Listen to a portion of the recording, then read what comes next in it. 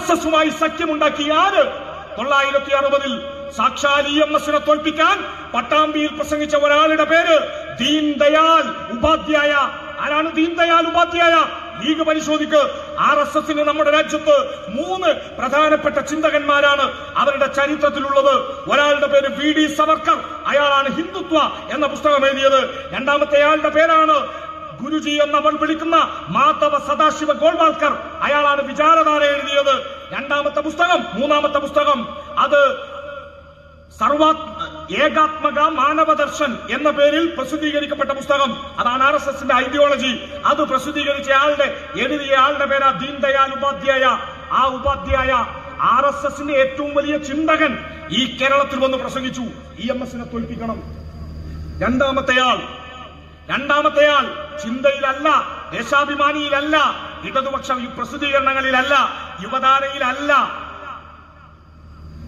മാധ്യമം പത്രത്തിന്റെ sub editor എഴുതിയ DC ബുക്സ് പ്രസിദ്ധീകരിച്ച പുസ്തകം പേര് പറയുന്നു. ദീൻ ദയാൽ ഉപാധ്യായയുടെ കൂടെ വേദി പങ്കിട്ട ഒരാൾ, കേരളത്തിന്റെ രാഷ്ട്രീയ ചരിത്രത്തിൽ ആദരണീയനായ ഒരാളാണ് അദ്ദേഹം. വ്യക്തി എന്ന നിലയിൽ നിരവധി ക്വാളിറ്റിയുള്ള ഒരു മനുഷ്യനാണ് അദ്ദേഹം. പല അർത്ഥത്തിൽ അദ്ദേഹം വ്യക്തി ജീവിതത്തിൽ മൂല്യങ്ങൾ പാലിച്ചിട്ടുള്ള ഒരാളാണ്. രാഷ്ട്രീയമായി ഞങ്ങളുടെ എതിർചേരിയിൽ നിൽക്കുമ്പോഴും വ്യക്തിപരമായ മൂല്യങ്ങളുടെ പേരിൽ ആദരിക്കുമ്പോഴും രാഷ്ട്രീയമായ അഭിപ്രായ ഭിന്നത വളരെ കൃത്യമായി സൂക്ഷിക്കുന്നു കമ്മ്യൂണിസ്റ്റുകാർ. ആ മനുഷ്യന്റെ പേര് ബാഫക്കി തങ്ങൾ എന്നാണ്. സാക്ഷാൽ ബാഫക്കി തങ്ങൾ. ഞാൻ പറയുന്നു, വ്യക്തിപരമായ മൂല്യങ്ങളുണ്ട്, രാഷ്ട്രീയമായ മൂല്യമില്ല. ആ ബാഫക്കി തങ്ങൾ EMSനെ തോൽപ്പിക്കാൻ ദീൻ ദയാൽ ഉപാധ്യായയുടെ കൂടെ പങ്കെടുത്തു. മറ്റൊരാളുടെ പേര് നിങ്ങളെ അത്ഭുതപ്പെടുത്തും. ഈ കേരളത്തിന്റെ ഇന്ത്യയുടെ സാമൂഹിക ചരിത്രത്തിൽ, രാഷ്ട്രീയ ചരിത്രത്തിൽ മതനിരപേക്ഷ ഇന്ത്യക്ക് വേണ്ടി ഏറ്റവും ഉജ്ജ്വലമായ നിലപാട് ചരിത്രത്തിൽ സ്വീകരിച്ച ഒരാൾ. പക്ഷേ ഈ കേരളത്തിന്റെ മണ്ണിൽ കമ്മ്യൂണിസ്റ്റുകാരെ തോൽപ്പിക്കാൻ, RSSന്റെ വോട്ട് വാങ്ങാൻ ഈ കേരളത്തിന്റെ മണ്ണിൽ വന്ന് പ്രസംഗിക്കേണ്ടി വന്ന ആ മഹാമനുഷ്യന്റെ പേര് പണ്ഡിറ്റ് ജവഹർലാൽ നെഹ്റു എന്നാണ്. പണ്ഡിറ്റ് നെഹ്റു, ബാഫക്കി തങ്ങൾ, ദീൻ ദയാൽ ഉപാധ്യായ കേരളത്തിൽ വന്ന് പ്രസംഗിച്ചു. EMSനെ തോൽപ്പിക്കാൻ ഒരൊറ്റ സഖ്യം. അന്നാണ് മലപ്പുറത്തെ നമ്മുടെ പെരിന്തൽമണ്ണയിൽ മുസ്ലിം ലീഗിന്റെ മുസ്ലിം സ്ഥാനാർത്ഥിക്ക് BJP RSS നിങ്ങൾ വോട്ട് തരണം, ഹിന്ദു സ്ഥാനാർത്ഥിക്ക് ഞങ്ങൾ മുസ്ലിങ്ങൾ അങ്ങ് പട്ടാമ്പിയിൽ വോട്ട് തരാം എന്ന ധാരണ ലീഗ് ഉണ്ടാക്കിയത്. ആ ലീഗ് സഖാക്കളെ നിങ്ങളാണ് RSSനെ സഹായിക്കുന്നു എന്ന് പറയുന്നു. 91 കഥ അംസാക്ക പറഞ്ഞു. ആ പറഞ്ഞ കൂട്ടത്തിൽ അംസാക്ക മറന്നുപോയ ഒരു പേരുണ്ട്. മറന്നുപോയതോ വിട്ടുപോയതോ ആവാം. മുസ്ലിം ലീഗ് സ്ഥാനാർത്ഥിയെ വെച്ചിരുന്നു ബേപ്പൂരിൽ. 91 അംസാക്കെതിരെ സ്ഥാനാർത്ഥിയുണ്ട്. ലീഗിന്റെ കോണിച്ചിഹ്നം വോട്ടഭ്യർത്ഥിച്ച് ഒട്ടിച്ചിരുന്നു. ആ സ്ഥാനാർത്ഥിയെ പിൻവലിച്ചു. നോക്കൂ നിങ്ങൾ, മുസ്ലിം ലീഗ് പാണക്കാട്ട് കൊടപ്പനക്കൽ തറവാട്ടിൽ നിന്ന് ഫാത്തിഹ ഓതി പ്രാർത്ഥിച്ച് പറഞ്ഞയച്ച അഡ്വക്കേറ്റ് കെ ആലിക്കുട്ടി പിൻവലിച്ചു ലീഗ്. എന്നിട്ട് മാധവൻകുട്ടി എന്ന RSSകാരനെ പിന്തുണച്ചു ലീഗ്.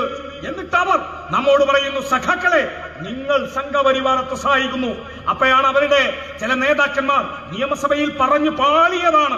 അവരിപ്പോഴും പറയും.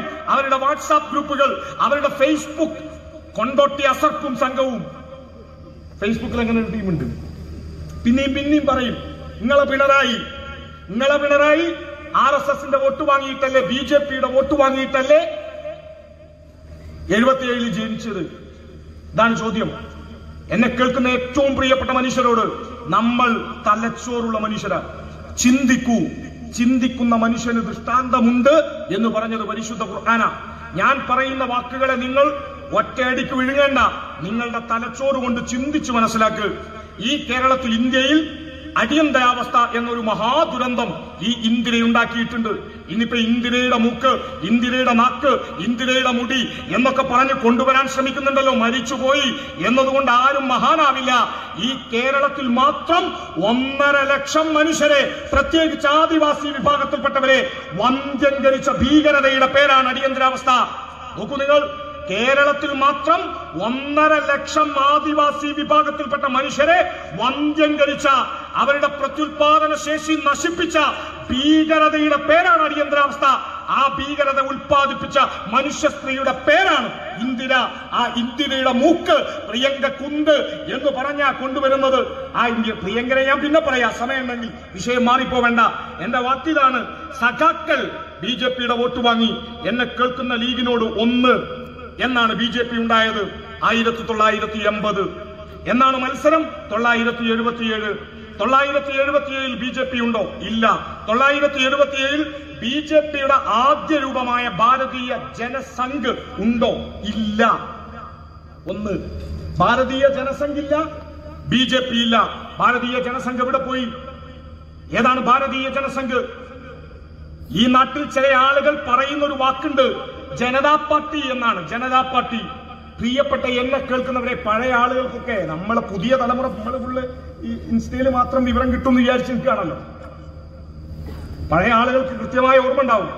ജനതാ പാർട്ടി എന്ന പാർട്ടി ഇന്ത്യ മഹാരാജ്യത്ത് രൂപീകരിക്കപ്പെട്ടത് ജയപ്രകാശ് നാരായൺ എന്ന ഇന്ത്യയിലെ ഏറ്റവും സമുന്നതനായ ഒരു സോഷ്യലിസ്റ്റ് നേതാവിന്റെ കൂടി പങ്കിന്റെ ഫലമായിട്ടാണ്. ടോട്ടൽ റെവല്യൂഷൻ, ഇന്ത്യയെ തോൽപ്പിക്കാൻ. ഞാൻ കൂടുതൽ വിശദീകരിക്കുന്നില്ല.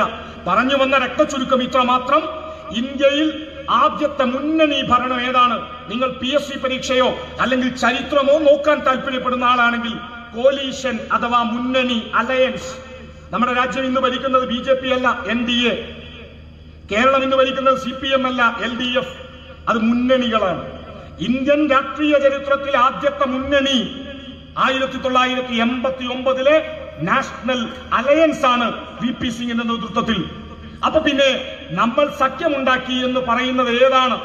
പ്രിയപ്പെട്ടവരെ, പരിശോധിക്കുക. 77 അടിയന്തരാവസ്ഥയ്ക്ക് ശേഷം നമ്മുടെ സംസ്ഥാനത്തെ, നമ്മുടെ രാജ്യത്തെ 7 പ്രത്യേക പാർട്ടികൾ, ഞാൻ പറയുന്നത് ഒരു ആവേശ പ്രസംഗമായിട്ട് സ്വീകരിക്കരുത്, ചരിത്രപരമായി സ്വീകരിക്കണം. 7 പാർട്ടികളെ ഒരു കുടക്കീഴിൽ കൊണ്ടുവന്നു. 7 പാർട്ടികൾ ഒന്നിച്ചു. ആ 7 പാർട്ടികൾ ഒരു ചിഹ്നത്തിൽ മത്സരിച്ചു. ആ 7 പാർട്ടികൾ ഒരു ചിഹ്നത്തിൽ മത്സരിക്കാൻ തീരുമാനിച്ചു. അതാണ് ജനതാ പാർട്ടി. ഭാരതീയ ജനതാ പാർട്ടി അല്ല. ആ ജനതാ പാർട്ടി അടിയന്തരാവസ്ഥക്കെതിരായ വലിയൊരു മുന്നേറ്റമായിരുന്നു. അതിൽ BJP RSSകാരിൽ ചിലരുണ്ട് എന്നത് വസ്തുതയാണ്. പക്ഷേ RSS അജണ്ടയല്ല അവിടെ നടപ്പിലാക്കപ്പെട്ടത്. അപ്പൊ ഇടതുപക്ഷത്തെ എതിർക്കാൻ വരുന്ന ഇവിടത്തെ ലീഗുകാർ പറയുന്ന ഒന്നുണ്ട്, ഞങ്ങളാണത്രേ സംഘപരിവാരത്തെ സഹായിക്കുന്നത് എങ്കിൽ 2024, പ്രിയപ്പെട്ട ലീഗെ, പഴയ കഥയല്ല. 2024 RSSന്റെ കേരളത്തിലെ മുഖപത്രത്തിന്റെ പേര്, BJPയുടെ കേരളത്തിലെ മുഖപത്രത്തിന്റെ പേര് ജന്മഭൂമി എന്നാണ്. എന്നെ കേൾക്കുന്ന പ്രിയപ്പെട്ട ഇവിടത്തെ സ്വതന്ത്രമായി ചിന്തിക്കാൻ ധൈര്യമുള്ള ലീഗ് പ്രവർത്തകരോട്, നിങ്ങൾ ഞങ്ങളുടെ ശത്രുക്കളല്ല, നിങ്ങൾ ആരും ഞങ്ങളുടെ എതിരാളികളല്ല. ഇന്നല്ലെങ്കിൽ നാളെ തലച്ചോറ് ബാക്കിയുള്ള മുസ്ലിം ലീഗിന്റെ പ്രവർത്തകൻ ചെങ്കൊടി പിടിച്ച് ഇടതുപക്ഷത്തിന്റെ കൂടെ വരും എന്ന് ഈ രാജ്യത്തിന്റെ, നിങ്ങളുടെ പുളിക്കലിന്റെ ചരിത്രം നമ്മുടെ മുന്നിലുണ്ട്. അതുകൊണ്ട് പരിശോധിക്കുക. എന്നെ കേൾക്കുന്നവരോട്, മുസ്ലിം ലീഗ് എന്ന രാഷ്ട്രീയ പാർട്ടിയെ അഭിനന്ദിച്ചുകൊണ്ട് ജന്മഭൂമി ഒരു കുറിപ്പ് എഴുതിയിട്ടുണ്ട്. ജന്മഭൂമി പത്രത്തിന്റെ എഡിറ്റോറിയൽ പേജിൽ CPIM എന്ന പാർട്ടിയെ, CPM പാർട്ടിയുടെ നമ്മുടെ ഏരിയ സെക്രട്ടറി മോഹൻദാസേട്ടൻ മുതൽ തുടങ്ങി നമ്മുടെ അഖിലേന്ത്യാ സെക്രട്ടറി മരിച്ചുപോയ സീതാറാം യെച്ചൂരി, ഇപ്പോഴത്തെ ഇൻചാർജ് പ്രകാശ് കാരാട്ട് വരെ ഏതെങ്കിലും ഒരു നേതാവിന്റെ പേര് അഭിനന്ദിച്ചുകൊണ്ട് ഒരു കുറിപ്പ്, ഒരു വരി. EMS, AKG കൃഷ്ണപിള്ള, കുഞ്ഞാലി സഖാവ് ഉൾപ്പെടെ നമ്മുടെ ലോക്കൽ സെക്രട്ടറി നജുമുദ്ദീൻ സഖാവിന്റെ പേര് വരെ അടിപൊളിയാണ് എന്ന് പറഞ്ഞു ഒരു വരി, ഒറ്റ വരിയിൽ പാർട്ടിയുടെ ഏതെങ്കിലും ഒരു നേതാവിനെ അഭിനന്ദിക്കുന്ന ഒരു കുറിപ്പ് നിങ്ങൾക്ക് ജന്മഭൂമിയിൽ കാണിച്ചു തരാൻ കഴിയുമോ? CPIM എന്ന രാഷ്ട്രീയ പാർട്ടിയെ അഭിനന്ദിച്ചുകൊണ്ടോ അനുമോദിച്ചുകൊണ്ടോ ജന്മഭൂമി പത്രത്തിൽ ഒരു വരി എഡിറ്റോറിയൽ കാണിച്ചു തരാൻ SDPI-ക്കാരാ, RSS ഇവിടുത്തെ കോൺഗ്രസുകാരാ, ലീഗുകാരാ നിങ്ങൾക്ക് കഴിയുമോ? എന്നാൽ ഞങ്ങൾ കാണിച്ചു തരാം. സാക്ഷാൽ ജന്മഭൂമി പത്രം 2024 ഇന്ത്യൻ യൂണിയൻ മുസ്ലിം ലീഗിന്റെ സംസ്ഥാന പ്രസിഡന്റിനെ അഭിനന്ദിച്ചുകൊണ്ട് കുറിപ്പ് എഴുതിയിട്ടുണ്ട്. എന്റെ കയ്യിലുണ്ട്. സമയക്കുറവ് കാരണം ഞാനിപ്പോ കാണിക്കുന്നില്ല. ആർക്കെങ്കിലും ഞാൻ പറയുന്ന വാക്ക് നുണയാണ് എന്ന് തോന്നിയാൽ ഇവിടെ ഇരിക്കുന്ന എല്ലാ സഖാക്കളുടെയും കയ്യിൽ എന്റെ ഫോൺ നമ്പർ ഉണ്ട്. ഞാൻ തൊട്ടപ്പുറത്ത് തന്നെ താമസിക്കുന്നുണ്ട്. ഇവിടെ അടുത്തൊരു കോളേജിലുണ്ട്. അതുകൊണ്ട് നിങ്ങൾക്ക് ആർക്ക് വേണമെങ്കിലും എപ്പോ വേണമെങ്കിലും ഇതിന്റെ ഫോട്ടോ കോപ്പി, ഇതിന്റെ വാട്സാപ്പ് ഞാൻ അയച്ചു തരാം. മുസ്ലിം ലീഗ് എന്ന് പറയുന്ന രാഷ്ട്രീയ പാർട്ടിയെ അഭിനന്ദിക്കുന്നു. ലീഗിന്റെ സംസ്ഥാന അധ്യക്ഷന്റെ പേരെടുത്ത് എഴുതിക്കൊണ്ട് അനുമോദിക്കുന്നു. എന്തിന്? ബാബരി മസ്ജിദിന്റെ തങ്കത്താടികക്കുടങ്ങളെ തച്ചു തകർത്ത് RSSകാരൻ അവിടെ രാമക്ഷേത്രം നിർമ്മിക്കുമ്പോ CPMന്റെ നേതാവ് സീതാറാം യെച്ചൂരിക്ക് കത്തെഴുതിക്കൊണ്ട് ക്ഷണിച്ചിട്ട് പറഞ്ഞു, ഞങ്ങൾ ഹിന്ദുക്കൾക്ക് എല്ലാവർക്കും വേണ്ടി രാമക്ഷേത്രം പണിതിട്ടുണ്ട്, നിങ്ങളെ കൂടി ക്ഷണിക്കുന്നു. അന്ന് സീതാറാം ഈ പാർട്ടിയുടെ അഖിലേന്ത്യാ ജനറൽ സെക്രട്ടറി, ഇന്ത്യൻ മതനിരപേക്ഷതയുടെ ഏറ്റവും ഉജ്ജ്വലനായ മുഖം സഖാവ് സീതാറാം ഒരു മറുപടി എഴുതി, ഞങ്ങൾ രാജ്യത്തെവിടെയെങ്കിലും ഒരു രാമക്ഷേത്രം നിർമ്മിക്കുന്നതിന് ഒരിക്കലും എതിരല്ല. രാജ്യത്തെ ഹൈന്ദവ മതവിശ്വാസികൾക്ക് രാമക്ഷേത്രമാണ് ആവശ്യമെങ്കിൽ രാമക്ഷേത്രം പണിയാൻ ഞങ്ങളെതിരല്ല. എന്നാൽ ഇന്ത്യയിലെ മുസ്ലിം ന്യൂനപക്ഷത്തിന്റെ ആരാധനാ കേന്ദ്രം തച്ചു തകർത്ത് അവിടെ രാമക്ഷേത്രം നിർമ്മിച്ചാൽ അത് ജനാധിപത്യ വിരുദ്ധമാണ്, അത് മതനിരപേക്ഷതയുടെ ലംഘനമാണ്, അത് ബഹുസ്വരതയെ തച്ചു തകർക്കലാണ്, ഞങ്ങൾ എതിർക്കുന്നു എന്ന് പറയാൻ ധൈര്യം കാണിച്ചു CPIM. എന്നാൽ അങ്ങ് വയനാട്ടിൽ ഇപ്പോൾ മത്സരിക്കുന്ന ഒരു നേതാവുണ്ട്, പ്രിയങ്ക. ഇവിടത്തെ ലീഗ് ഇന്നും കൊണ്ടു നിങ്ങൾ തല്ല് അങ്ങ് തരുവണയിൽ. നാണമില്ലേ മുസ്ലിം ലീഗ്? ഞങ്ങൾക്ക് ലജ്ജ തോന്നുന്നു, ഞങ്ങൾക്ക് ലജ്ജ തോന്നുന്നു പ്രിയപ്പെട്ട ലീഗുകാരെ. ഞങ്ങൾക്ക് രാഷ്ട്രീയ എതിരാളികൾ എന്ന നിലയിൽ നിങ്ങളോടൊരു ബഹുമാനമൊക്കെ ഉണ്ടായിരുന്നു. കാരണം ഞങ്ങളുടെ എതിരാളിയാവാനും ഒരു മിനിമം ശേഷിയൊക്കെ വേണ്ടേ. പക്ഷേ നാട്ടിലെ കുഞ്ഞാപ്പുവക്കയും ബീരാനാജിയും ലീഗിന്റെ കൊടി പിടിക്കുന്നതിന് പകരം കൊച്ചുമോളെ കയ്യിൽ നിന്ന് പച്ച ബലൂട് വാങ്ങി വീർപ്പിക്കേണ്ട ഗതികേടിലേക്ക് പോയില്ലേ ലീഗ്? അങ്ങ് തരുവനയിൽ വയനാട്ടിൽ ഇന്ന് മുസ്ലിം ലീഗുകാരൻ പൊട്ടിക്കലാശമല്ലേ, ഇന്നെങ്കിലും ഒരു പച്ചക്കൊടി പിടിക്കട്ടെ എന്ന് കരുതി ഒരു പച്ചക്കൊടി ട്രൗസറിന്റെ പോക്കറ്റിൽ നിന്നെടുത്ത് പൊക്കിയതേ ഓർമ്മയുള്ളൂ. അവിടെ തല്ലുകൊണ്ടു. മുസ്ലിം ലീഗിന്റെ പച്ചക്കൊടി കെട്ടിയത് കണ്ടപ്പോ അവരുടെ സ്റ്റേജിലേക്ക് ഒന്ന് തിരിഞ്ഞു നോക്കാതെ ഇറങ്ങിപ്പോയി ഒരു മനുഷ്യ സ്ത്രീ. അവരുടെ പേരാണ് പ്രിയങ്ക. ആ പ്രിയങ്കയോട് എന്റെ പ്രിയപ്പെട്ട ലീഗുകാരെ നിങ്ങളൊരു ചോദ്യം ചോദിക്കണം. അപ്പുറത്തൊരു ബാബരി പള്ളി തകർത്ത സ്ഥലത്ത് ഒരു രാമക്ഷേത്രമുണ്ട്. ആ രാമക്ഷേത്രം നിങ്ങളൊന്ന് താഴെ മാന്തി നോക്കിയാൽ, അതിന്റെ അടിത്തറ നിങ്ങളൊന്ന് നീക്കി നോക്കിയാൽ അവിടെ ലീഗുകാരാ നിങ്ങൾക്ക് 3 വെള്ളി ഇഷ്ടികകൾ കാണാം. അത് കൊടുത്തയച്ചത് സോണിയാഗാന്ധിയുടെ മകൾ, നിങ്ങൾ പറയുന്ന രാഹുലിന്റെ പെങ്ങൾ. ഈ പ്രിയങ്ക കൊടുത്തയച്ച 3 വെള്ളി ഇഷ്ടികകൾക്ക് മുകളിലാണ് ഇന്ന് ബാബരി പൊളിച്ച സ്ഥലത്ത് രാമക്ഷേത്രം നിൽക്കുന്നത്. ആ ബാബരി പള്ളി പൊളിച്ച് രാമക്ഷേത്രം പണിതതിനെ കുറിച്ച് എന്താണ് അഭിപ്രായം എന്ന് ലീഗിന്റെ നേതാവിനോട് ചോദിച്ചപ്പോ ലീഗ് പറഞ്ഞത്, ഭൂരിപക്ഷത്തിന്റെ ആവശ്യം എന്ന നിലയിൽ ഞങ്ങൾ അതിനോട് തർക്കിക്കാനില്ല, അത് നടപ്പിലാക്കട്ടെ, കോടതി വിധിയല്ലേ എന്ന. ഏത് കോടതി വിധി? കോടതി വിധിച്ചത് എങ്ങനെയാണ് എന്ന് നമ്മുടെ മുന്നിലുണ്ട്. ഞാൻ സമയക്കുറവ് കാരണം വിശദീകരിക്കുന്നില്ല. ലീഗിനെ അനുമോദിച്ചു. ഞാൻ ഈ പറയുന്നത് സഖാക്കൾ കേൾക്കുന്നുണ്ടല്ലോ. മുസ്ലിം ലീഗിനെ അഭിനന്ദിച്ച് കുറിപ്പെഴുതി ജന്മഭൂമി. ഇപ്പോ അപ്പഴാ അപ്പുറത്ത് ആ ലീഗർ അങ്ങനെ തന്നെയാ, ഞങ്ങൾ SDPI ടോപ്പ്. അവിടെ പിണറായി വിജയൻ RSS ബന്ധം, പോലീസിന്റെ മുസ്ലിം വേട്ട, ഇതല്ലേ ബോർഡ്? അത് കാണുന്നില്ല അങ്ങാടിയിലൊക്കെ SDPI കാരൻ. SDPI എന്തുകൊണ്ട് നിരോധിക്കപ്പെട്ടില്ല? ഇന്ത്യയിൽ പോപ്പുലർ ഫ്രണ്ട് നിരോധിക്കപ്പെട്ടു, വിമൻസ് ഫണ്ട് നിരോധിക്കപ്പെട്ടു, ഇമാം കൗൺസിൽ നിരോധിക്കപ്പെട്ടു, സ്റ്റുഡൻസ് ഫണ്ട് നിരോധിക്കപ്പെട്ടു, പോപ്പുലർ ഫ്രണ്ടിന്റെ എല്ലാ സംഘടനകളും നിരോധിക്കപ്പെട്ടു. എന്തുകൊണ്ട് SDPI നിരോധിക്കപ്പെട്ടില്ല? SDPI കാരൻ പറയുന്നത് അത് നിരോധിക്കാൻ അമിത്ഷാക്ക് പറ്റില്ല എന്ന. ആര് പറഞ്ഞു? ഇതെല്ലാം ചെയ്ത കേന്ദ്ര ആഭ്യന്തര മന്ത്രാലയത്തിന് SDPI നിരോധിക്കാം. പകരം അമിത്ഷാ പറഞ്ഞത് എന്താണ്? അമിത്ഷാ പറഞ്ഞത് SDPIയെ തെരഞ്ഞെടുപ്പ് കമ്മീഷൻ നിരോധിക്കട്ടെ എന്നാണ്. ഞങ്ങൾക്ക് കൃത്യമായ നിലപാടുണ്ട്. ഒരു പാർട്ടിയെയും രാഷ്ട്രീയ അഭിപ്രായ വ്യത്യാസത്തിന്റെ പേരിൽ നിരോധിച്ചത് കൊണ്ട് മാത്രം പ്രശ്നങ്ങൾ പരിഹരിക്കപ്പെടില്ല. പക്ഷേ എന്തുകൊണ്ട് നിരോധിച്ചില്ല? അതിനൊരു കാരണമുണ്ട്. ആ കാരണം അറിയണോ പ്രിയപ്പെട്ടവരെ നിങ്ങൾക്ക്? ഈ കേരളത്തിന്റെ മണ്ണിൽ SDPI കാരന്റെ ബോർഡ് നിങ്ങൾ BJPയെ സഹായിക്കുന്നു, സഖാക്കളെ നിങ്ങൾ RSSനെ സഹായിക്കുന്നു. ആരാണ് SDPI കാരാ RSSനെ സഹായിച്ചത്? കയ്യിലുള്ള മൊബൈൽ ഫോൺ നിങ്ങളൊന്ന് എടുക്കണം. നിങ്ങളുടെ മൊബൈൽ ഫോണിൽ ഞാൻ പറയുന്നത് നുണയാണെങ്കിൽ ഈ നിമിഷം നിങ്ങൾക്ക് പറയാം. അങ്ങ് നോക്കണം തമിഴ്നാട്ടിലെ ദിണ്ടികളിലേക്ക്. തമിഴ്നാട് സംസ്ഥാനത്ത് കേരളത്തിൽ ഇടതുപക്ഷ ജനാധിപത്യ മുന്നണി ഇന്ത്യ മുന്നണിക്ക് സഹായകരമാകുന്ന രീതിയിൽ രാജ്യത്തിന്റെ മതനിരപേക്ഷതയ്ക്ക് വേണ്ടി ഈ നാടിന്റെ വോട്ട് ഒരുമിച്ച് നിർത്തിയപ്പോ ഞങ്ങൾ തോറ്റുപോയെങ്കിലും ഈ രാജ്യത്തിന്റെ മതനിരപേക്ഷതയെ സംരക്ഷിക്കാനുള്ള ഉജ്ജ്വലമായ പോരാട്ടം ഇവിടെ കമ്മ്യൂണിസ്റ്റ് പാർട്ടി നടത്തിയിട്ടുണ്ട്. അങ്ങ് തൊട്ടപ്പുറത്ത് തമിഴ്നാട് ഇവിടെ പിണറായി വിജയൻ മുസ്ലിം വേട്ട, അതാണല്ലോ SDPI, അതാണല്ലോ ജമാഅത്തെ ഇസ്ലാമി. എങ്കിൽ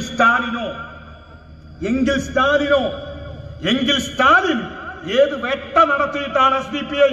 നിങ്ങൾ ദിണ്ടിഗൽ, മധുര, 2 സ്ഥലങ്ങളിൽ ഇന്ത്യ മുന്നണിയുടെ സ്ഥാനാർത്ഥി CPM-കാരനാണ്. DMK നേതൃത്വം നൽകുന്ന തമിഴ്നാട്ടിലെ ഇന്ത്യ മുന്നണിയിൽ CPIM മത്സരിച്ചത് 2 സ്ഥലത്ത്, ഒന്ന് മധുരയിൽ, മറ്റൊന്ന് ദിണ്ടിഗലിൽ. എന്നെ കേൾക്കുന്ന പ്രിയ സഖാവെ, പ്രിയ നാട്ടുകാരെ, മൊബൈൽ എടുക്കൂ. ദിണ്ടിഗലിൽ ഇടതുപക്ഷത്തിനെതിരായ BJP സ്ഥാനാർത്ഥിയുടെ പേര് നിങ്ങൾ പരിശോധിക്ക്, കണ്ടെത്താനാവില്ല. ഇടതുപക്ഷത്തിനെതിരായ AIADMK, അവിടുത്തെ BJP മുന്നണിയെ നയിക്കുന്ന പഴയ ജയലളിത പാർട്ടിയാണ് AIADMK. AIADMKയുടെ പാർട്ടി ഏത് സ്ഥാനാർത്ഥിയെ വെച്ചു പരിശോധിക്കൂ, കണ്ടെത്താനാവില്ല. BJP മുന്നണി NDA അവരുടെ സ്ഥാനാർത്ഥിയുടെ പേര് നോക്കൂ, നിങ്ങൾക്ക് കിട്ടില്ല. തമിഴ്നാട്ടിലെ ദിണ്ടിഗലിൽ CPIM-ന്റെ, ഇടതുപക്ഷത്തിന്റെ, DMK, കോൺഗ്രസ് ഉൾപ്പെടെ പിന്തുണക്കുന്ന ഇന്ത്യ മുന്നണിയുടെ സ്ഥാനാർത്ഥി CPM-ന്റെ നേതാവിനെതിരെ അവിടെ മത്സരിച്ച ഒരു മനുഷ്യനുണ്ട്. ആ മനുഷ്യന്റെ പേര് നെല്ലായി മുബാറക് എന്നാണ്. ആ മനുഷ്യൻ SDPI തമിഴ്നാട് സംസ്ഥാന കമ്മിറ്റിയുടെ പ്രസിഡന്റാണ്. പ്രിയപ്പെട്ടവരെ, SDPI-യുടെ തമിഴ്നാട് സംസ്ഥാന ഘടകം ഇപ്പോഴത്തെയും പ്രസിഡന്റ് നെല്ലായി മുബാറക് അങ്ങ് BJP-യുടെ വോട്ട്, RSS-ന്റെ വോട്ട് CPM-നെതിരെ അവിടെ ദിണ്ടിഗലിൽ തമിഴ്നാട്ടിൽ വാങ്ങിയിട്ട് ഇവിടെ നമ്മുടെ പുളിക്കൽ അങ്ങാടിയിൽ വന്ന് ബോർഡ് വെക്കുക. സഖാക്കളെ, നിങ്ങൾ BJP-യുടെ കൂടെ നിങ്ങൾ കാണിച്ചതാ ഇന്ത്യയിലെ ഏതെങ്കിലും ഒരു ലോക്സഭാ മണ്ഡലത്തിൽ ഞങ്ങളുടെ ഒരു സഖാവിന്റെ വോട്ട് BJP-ക്ക് പോയത് കാണിച്ചതാ? നിങ്ങൾക്ക് കഴിയില്ല. നിങ്ങൾ തൃശ്ശൂര് പറയുന്നുണ്ടല്ലോ, ആ തൃശ്ശൂര് പലവട്ടം ഞങ്ങൾ വിശദീകരിച്ചു. ഒരു വോട്ട് ഞങ്ങൾക്ക് കുറഞ്ഞിട്ടില്ല, ഞങ്ങൾ തോറ്റിട്ടുണ്ട്. പക്ഷേ കഴിഞ്ഞ ലോക്സഭയേക്കാൾ ഞങ്ങളുടെ വോട്ട് വർദ്ധിച്ചു. 86,000 വോട്ട് കോൺഗ്രസിന് കുറഞ്ഞു. വിശദീകരിക്കുന്നില്ല. അപ്പൊ ജമാഅത്തെ ഇസ്ലാമി അപ്പുറത്തേക്കും. ജമാഅത്തെ ഇസ്ലാമി ഇവിടെ ഉണ്ടോ അറിയില്ല. അധികമൊന്നും വേണ്ടട്ടോ. കുളിക്ക പഞ്ചായത്തിൽ 10 എണ്ണം മതി. നല്ല പാൽപായസത്തിൽ ഒരു നുള്ളു വൃത്തിയോട് കൊണ്ടുവന്നിട്ടാ മതി. ആ പണിയാണ് ജമാഅത്തെ ഇസ്ലാമി. കേരളത്തിലെ ഈ കുത്തിത്തിരിപ്പിന്റെ തലച്ചോറിന്റെ പേരാ ജമാഅത്തെ ഇസ്ലാമി. ഇന്നത്തെ മാധ്യമ പത്രത്തിൽ കോൺഗ്രസിന്റെ ഓവർസീസ് സംഘടന, അവരുടെ പ്രവാസി സംഘടനയുടെ ഒരു നേതാവിന്റെ കുറിപ്പുണ്ട്. അത് വിശദീകരണം. ഒരു ഇടതുപക്ഷ സർക്കാർ കൂടി വരും, അതിനുള്ള പണി ഇടതുപക്ഷം ചെയ്യുന്നുണ്ട്. അത് തടയണമെങ്കിൽ എന്തൊക്കെ വേണം? ഏത് പത്രം? ജമാഅത്തെ ഇസ്ലാമിയുടെ മാധ്യമ പത്രത്തിൽ ഇന്നത്തെ ലേഖനുണ്ട്. ഇപ്പൊ എന്താ പണി ചെയ്യാ? അപ്പോഴാണ് ജമാഅത്തെ ഇസ്ലാമിക്കാരൻ ഇവിടെ വന്നിട്ട് ഞങ്ങൾ ആരെ പിന്തുണക്കും? പ്രിയങ്കയെ, CPM-ന്റെ മുസ്ലിം വേട്ട കൊണ്ട്. എന്നെ കേൾക്കുന്ന പ്രിയപ്പെട്ട നാട്ടുകാരെ, നിങ്ങൾ പരിശോധിക്ക്. ഞാൻ പറയുന്നത് പുരാതന ചരിത്രമല്ല. 2024 ഇന്ത്യൻ രാഷ്ട്രീയത്തിൽ ഏറ്റവും അവസാനത്തെ നിയമസഭാ തെരഞ്ഞെടുപ്പ് ഫലം വന്നത് ഹരിയാനയിലും കാശ്മീരിലും. കാശ്മീരിന്റെ പ്രത്യേക പദവി എടുത്തു കളയുന്നതിന് മുമ്പ് ജമ്മു കാശ്മീരിൽ മത്സരിച്ച പാർട്ടികളെ നോക്കൂ നിങ്ങൾ. ജമ്മു കാശ്മീരിലെ കുൽഗാം മണ്ഡലം, അവിടെ 2014 അവസാനത്തെ നിയമസഭാ തെരഞ്ഞെടുപ്പ് സംസ്ഥാനം എന്ന രീതിയിൽ നടന്നത്. ഇപ്പോൾ കേന്ദ്രഭരണ പ്രദേശമാണ്. 2014 കുൽഗാം മണ്ഡലത്തിൽ CPIM-ന്റെ സ്ഥാനാർത്ഥി മത്സരിച്ചു, വിജയിച്ചു.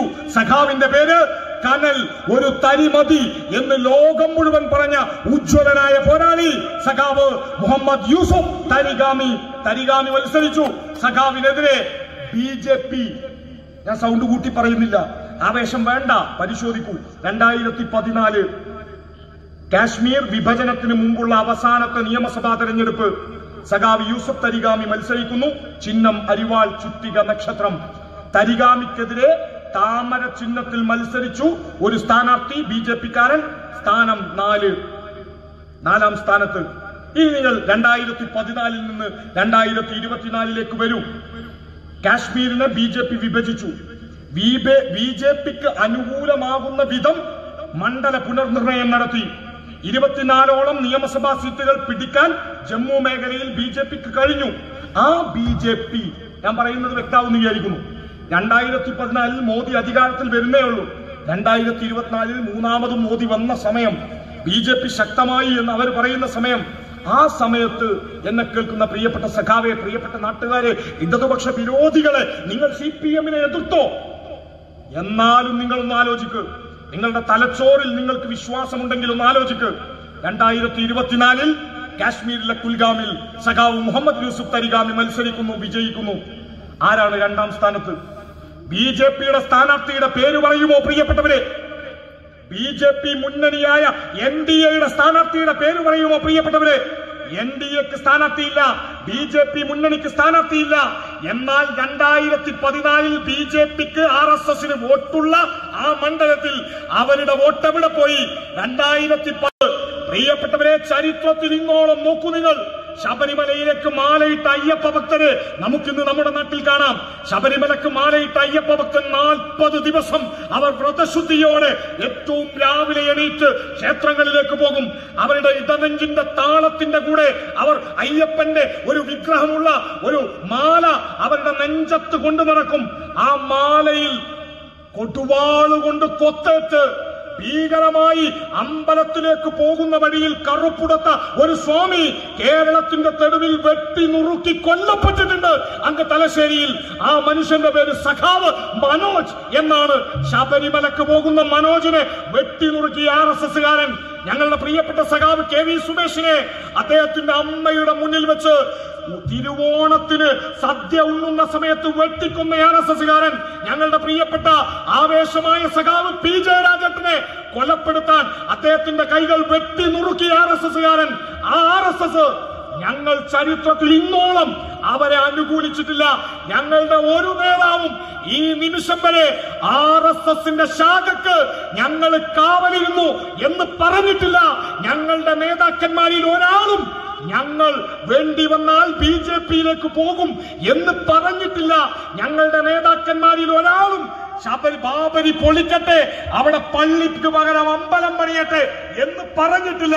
ഞങ്ങളുടെ നേതാക്കന്മാരിൽ ഒരാളും പൗരത്വ ഭേദഗതി നിയമത്തെക്കുറിച്ച് അഭിപ്രായം എന്ത് എന്ന് ചോദിച്ചപ്പോ ഞങ്ങൾ ആലോചിച്ചിട്ട് പറയാം എന്ന് പറഞ്ഞില്ല. പകരം അമിത്ഷായോട് പിണറായി വിജയൻ എന്ന കേരളത്തിന്റെ മുഖ്യമന്ത്രി പറഞ്ഞത് കേരളത്തെ വലിച്ചു താഴെയിടും, പൗരത്വ നിയമം നടപ്പിലാക്കിയില്ല എങ്കിൽ എന്ന് പറഞ്ഞപ്പോ മിസ്റ്റർ അമിത്ഷാ കേരളത്തിന്റെ മതനിരപേക്ഷതയെ വലിച്ചു താഴെയിടാൻ നിങ്ങളുടെ ഈ തടി മതിയാവില്ല. ഞങ്ങൾ ബാക്കിയുള്ള കാലം വരെ ഈ മണ്ണിൽ നടപ്പിലാക്കില്ല പൗരത്വ ഭേദഗതി നിയമം, ഞങ്ങൾ നടപ്പിലാക്കില്ല ഏക സിവിൽ കോഡ്, ഞങ്ങൾ നടപ്പിലാക്കില്ല ഈ നാടിനെ ഭിന്നിപ്പിക്കാനുള്ള RSS അജണ്ടകൾ എന്നും നിലപാടുറച്ചു പറഞ്ഞവന്റെ പേരാ. RSSനെ ചെറുക്കാൻ പാടത്ത് പണിയെടുത്താൽ വരമ്പത്ത് കൂലിയാണ് വേണ്ടതെങ്കിൽ അത് കൊടുക്കാൻ തയ്യാറായവൻ അവർ കമ്മ്യൂണിസ്റ്റുകാർ. ആ കമ്മ്യൂണിസ്റ്റ് പ്രസ്ഥാനത്തെ ഇവിടെ വന്ന് ചില ആളുകൾ പ്രചരിപ്പിക്കുക. സുരേഷേട്ടാ, ഞാൻ നിർത്തുകയാണ്. നിങ്ങൾക്ക് പാട്ടും കേൾക്കണം, എല്ലാവരും കൂടി പോകരുത് കേട്ടോ. ഇവിടെ ഫുൾ സെറ്റ് പാട്ടൊക്കെ ഉണ്ട്. നിങ്ങൾ പോയി കഴിഞ്ഞാൽ ഞങ്ങൾ അപ്പുറത്ത് ചെറുകാവെന്ന് പറയും. ഇന്നലെ ഞങ്ങൾ നാടകം കാണാൻ ഇഷ്ടം പോലെ ആൾക്കാരുണ്ട്. ഇനി പ്രസംഗം കഴിഞ്ഞിട്ടു നമ്മൾ അവിടെ പോയിട്ട് പറയും ഇവിടെ ഉള്ള ആൾക്കാർ നിന്നില്ലാന്ന്. ഇപ്പൊ നിങ്ങൾക്ക് മോശമാണ്, അതുകൊണ്ട് എല്ലാവരും ഇവിടെ തന്നെ ഉണ്ടാവണം. അടിപൊളി പാട്ടാണ്, നമ്മളെ ടീമാണ്. അപ്പൊ ഞാൻ അവസാനിപ്പിക്കുന്നത്, ഞാൻ ഒറ്റ കാര്യം പറയുന്നു. ഇനി നിർദ്ദിപ്പിച്ചാൽ കുറെ കാര്യം പറയാനുണ്ട്. എന്തിനാണ് നമ്മെ തകർക്കാൻ ശ്രമിക്കുന്നത്? ഒരു കാരണം വേണ്ടേ? എന്തിനാണ് ഈ സംഘാവ് എന്ന വാക്ക്? എന്തിനാണ് സഖാക്കൾക്കെതിരെ SDPIക്കാരന്റെ ഈ വാക്ക്? എന്തിനാണ് ജമാഅത്തെ ഇസ്ലാമിയുടെ ഈ കുതന്ത്രം? അത് ഞാൻ തുടക്കത്തിൽ പറഞ്ഞത് വീണ്ടും ആവർത്തിക്കുന്നു. എന്താണ് തുടക്കത്തിൽ പറഞ്ഞത്? രാഷ്ട്രീയമായി അപ്പുറത്ത് നിൽക്കുമ്പോഴും സഖാക്കളെ നിങ്ങൾ വേണം എന്ന് പറഞ്ഞ സാക്ഷാൽ പാണക്കാട് തങ്ങൾ ഉൾപ്പെടെ, സുപ്രഭാതം പത്രം ഉൾപ്പെടെ ഈ നാടിനകത്ത് എത്രയോ മനുഷ്യർ, ഞാൻ വീണ്ടും പറയുന്നു, വോട്ട് കിട്ടിയിട്ടില്ല, പക്ഷേ മാനസികമായി ഇടതുപക്ഷത്തിന്റെ ശരിയെ അംഗീകരിച്ചവർ അവിടെയുണ്ട്. അവർ പതുക്കെ പതുക്കെ കേൾക്കാൻ പോലും തയ്യാറാവാത്തവർ കേട്ടു നിൽക്കുന്നുണ്ട്. ഒന്നടുക്കാൻ പോലും തയ്യാറാക്കാത്തവർ കമ്മ്യൂണിസ്റ്റുകാർ വേണം എന്ന് പറയുന്നുണ്ട്.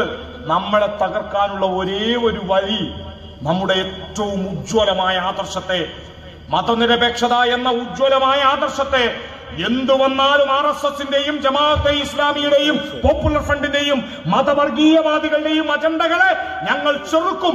എത്ര തെരഞ്ഞെടുപ്പിൽ തോറ്റുപോവേണ്ടി വന്നാലും RSSന്റെ ഒരു വോട്ടും ഞങ്ങൾക്ക് വേണ്ട എന്ന് പറഞ്ഞ കോടിയേറിയ ഞങ്ങളുടെ നേതാവ് ആ പാർട്ടിയെ ഇന്ന് തകർക്കാൻ ശ്രമിക്കുന്നതിന്റെ പിന്നിൽ ഒരു ലക്ഷ്യമുണ്ട്. അത് RSS അജണ്ട നടപ്പിലാക്കാൻ കേരളം എന്ന മതനിരപേക്ഷതയുടെ ഈ ഉജ്ജ്വലമായ മണ്ണിനെ തകർക്കുക എന്ന ലക്ഷ്യത്തോടുകൂടിയാണ് സംഘപരിവാറിന് നമ്മൾ ജീവിക്കുന്നത് 2024, അടുത്ത കൊല്ലം 2025. 2025 ഇന്ത്യയെ ഹിന്ദുത്വ രാഷ്ട്രമാക്കണമെങ്കിൽ RSSന് തകർക്കേണ്ടത് ഈ ചെമ്പതാകയാണ്. അതുകൊണ്ട് അവർക്ക് തകർക്കാൻ ഈ ചെങ്കൊടിയെ നമ്മൾ വിട്ടുകൊടുക്കരുത് പ്രിയപ്പെട്ടവരെ. അതിന് കൂടെ ശ്രമിക്കുന്നവരെ ചെറുത്തു തോൽപ്പിക്കാൻ ഈ ചെമ്പതാകയെ ചൂണ്ടി നമ്മൾ ഇങ്ങനെ നെഞ്ചത്ത് കൈവച്ചു പാടും. ഇല്ലില്ല, എല്ലാ വെളിച്ചവും കെട്ടുപോവില്ല. ഇല്ലില്ല, എല്ലാ വെളിച്ചവും കെട്ടുപോവില്ല. ഈ മർത്യധീരത തൻ പതാക താഴും വരെ നമ്മൾ തകരരുത്. നമ്മുടെ നാട് ബാക്കിയാവണമെങ്കിൽ ഇടതുപക്ഷം ഉണ്ടാവണം. നല്ല ചുട്ടുപൊള്ളുന്ന വെയിലത്ത് എത്രയോ തവണ മരത്തണലിൽ നിന്നവരാ എന്നെ കേൾക്കുന്ന നിങ്ങളും ഞാനും. എത്രയോ തവണ മരത്തിന്റെ തണലുകൊണ്ട് നിന്നു വെയിലത്ത്. എന്നെ കേട്ട പ്രിയ സഖാവേ, എന്നെ കേൾക്കുന്ന പ്രിയപ്പെട്ട ഇതര രാഷ്ട്രീയ പ്രസ്ഥാനത്തിന്റെ പ്രവർത്തകരെ, നിങ്ങൾ ആരെങ്കിലും ജീവിതത്തിൽ എന്നെങ്കിലും വെയിലത്ത് മരത്തിന്റെ തണലിൽ നിൽക്കുമ്പോ ഈ മരം വെയിൽ കൊണ്ടതുകൊണ്ടാണ്, ഈ മരത്തിന്റെ ഇലകൾ ചുട്ടുപൊള്ളുന്നത് കൊണ്ടാണ് താഴെ എനിക്ക് തണല് കിട്ടിയത് എന്ന് ചിന്തിച്ചിട്ടുണ്ടോ? നമ്മൾക്ക് കിട്ടുന്ന തണൽ ഈ മരം കൊണ്ട വെയിലാണ്. ഈ മരം വെയിൽ കൊള്ളാനുള്ളത് കൊണ്ടാണ് നമുക്ക് തണൽ കിട്ടിയത്. ഈ കേരളം ഇന്ന് അനുഭവിക്കുന്ന മതനിരപേക്ഷതയുടെ തണലുണ്ടല്ലോ, ഇന്ന് ഈ കേരളം അനുഭവിക്കുന്ന ഒരുമയുടെ ഈ തണലുണ്ടല്ലോ, ഈ തണൽ ഈ കേരളത്തിന് ബാക്കിയാവാൻ നമുക്ക് മുകളിൽ ഒരു ചുവന്ന പതാക വെയിൽ കൊള്ളുന്നുണ്ട്. ആ ചുവന്ന പതാക വെയിൽ കൊണ്ടതുകൊണ്ടാണ് ഈ നാടിന് തണൽ കിട്ടുന്നത്. ഈ നാടിന്റെ തണലാകാൻ ആ ചുവപ്പിന് കൂടുതൽ കരുത്തുണ്ടാവണം. ആ ചുവപ്പിനെ കൂടുതൽ ഉയരത്തേക്ക് കൊണ്ടുപോകണം. ആരൊക്കെ തകർക്കാൻ ശ്രമിച്ചാലും നിങ്ങളുടെ ഈ പുളിക്കൽ പഞ്ചായത്തിൽ CPM-നെ കൂടുതൽ കരുത്തോടെ മുന്നോട്ട് കൊണ്ടുപോകാൻ ഇതാ ഒരു പുതിയ ലോക്കൽ കമ്മിറ്റി തെരഞ്ഞെടുക്കപ്പെട്ടിരിക്കുന്നു. ഈ ലോക്കൽ കമ്മിറ്റിയുടെ വരുംകാല പ്രവർത്തനങ്ങളിൽ ഈ നാടിന് കരുത്തുറ്റ നേതൃത്വമാകാൻ സഖാവ് നജമുദ്ദീന്റെ നേതൃത്വത്തിൽ ഉജ്ജ്വലമായ ഒരു കമ്മിറ്റി ഇവിടെ തെരഞ്ഞെടുക്കപ്പെട്ടിട്ടുണ്ട്. ഈ കമ്മിറ്റിയുടെ കൂടെ വരാനിരിക്കുന്ന പോരാട്ട ഭൂമിയിൽ ഇടതുപക്ഷത്തിന് കരുത്തായി ഈ നാടുണ്ടാവണം എന്ന് മാത്രം അഭ്യർത്ഥിച്ചുകൊണ്ട് എന്നെ കേട്ട മുഴുവൻ ആളുകളെയും ഹൃദയത്തോട് ചേർത്ത് പിടിച്ച് അഭിവാദ്യം ചെയ്തുകൊണ്ട് അവസാനിപ്പിക്കട്ടെ. ലാൽ സലാം, സഖാക്കളെ അഭിവാദ്യങ്ങൾ.